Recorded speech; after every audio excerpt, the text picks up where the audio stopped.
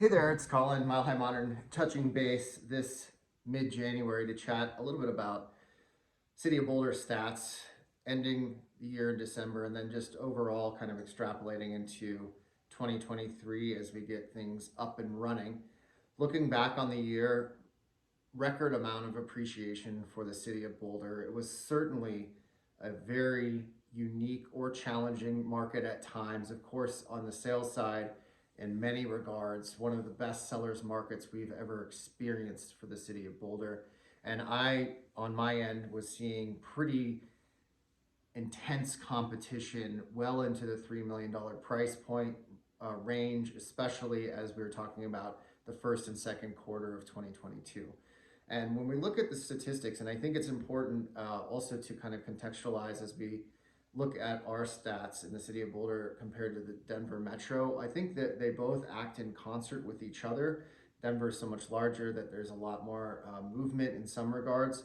But what I like to point out on the City of Boulder statistics is some of the adjustments, and frankly, we saw some of the most volatile interest rate movement over the last decades this last year in 2022, just being that we started out at 3 or even slightly below 3%, and then we peaked at 7% in October. We're talking about more than doubled, which really decreases buyer power, and then of course just movement in the market kind of lulls and comes into the doldrums. And that really was the case in the latter part of 2022, where I see a lot of strength from the numbers that I'm looking at towards the end of the year. As we still saw year-over-year price appreciation. We ended the year at $1.6 plus million for average sold price for single-family detached homes. And one thing that I find very interesting is that we're down year over year on active inventory. And I think that that is been a common thread over the years in the City of Boulder. There's just not a lot of inventory. There's not a lot of movement. And so that will keep the market fairly stable into 2023, given that there's going to be ongoing migration into the city. There's going to be movement upwards, downwards, laterally, but ultimately there's only a limited amount of housing stock to work with. So as we're looking at comparing, contrasting perhaps Denver, the metro statistics that are there, or even Boulder County with Boulder's, you're seeing a little bit less volatility there because I think we're experiencing some normalization and a little bit of a plateau into a more stable and sustainable market. Whereas in other markets, I think you're going to see a little bit more volatility until you find that happy medium. Because I do believe very strongly in the Denver homes market as well. I just think that there needs to be a little bit more of yo-yoing until they get to the right place.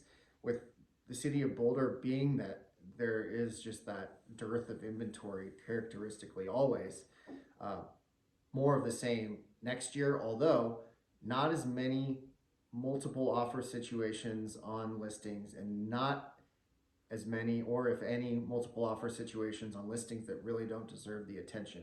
Not just to say they're not great homes that should be honored and sold with love and pride, but I was seeing people get away with murder last year. So good year on the horizon. Of course, really excited to kick off 2023. I'm always here to support with any questions, comments, concerns that you have.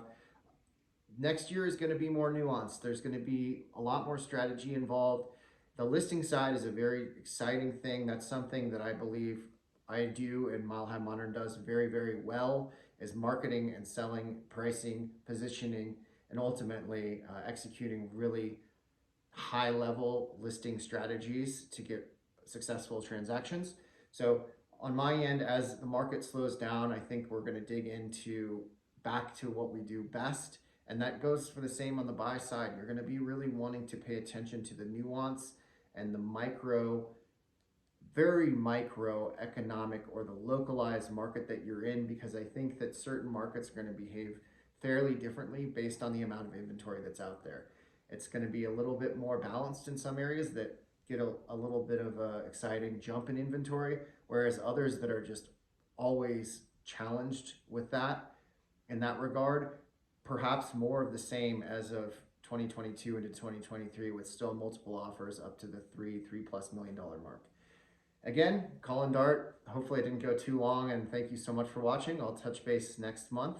Till then, take care, ciao.